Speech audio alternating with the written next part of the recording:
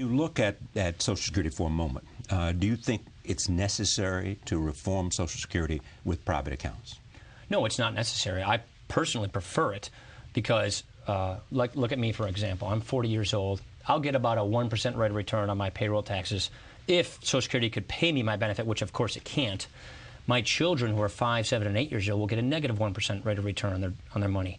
And I would argue that Social Security is probably the most successful program ever created.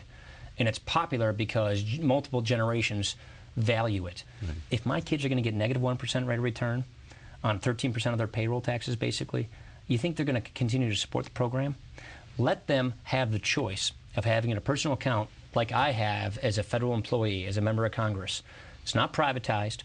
It's managed by the government in safe index funds. It harnesses the power of compound interest, so they grow their money at 5 or 6% a year instead of negative 1% of a year. They get better benefits. It's a nest egg that they own and control that goes to their property. My dad died when I was a kid. My mom had to get his benefits. She had to forego all those taxes she paid when she worked as a lab technician in Milwaukee. And she lost that because it went back to the government. So there are inequities in the system right now, I think, that can be fixed with personal accounts. And if you don't like them, if you don't want them, then don't have it. I just think it ought to be an additional voluntary option. But it is not necessary to actuarially solve this problem. I personally think it's preferential for younger people to have the option so they get a better deal, so they get a better benefit, so that we don't consign them to a miserable rate of return on what most people pay more in payroll taxes than they pay in income taxes.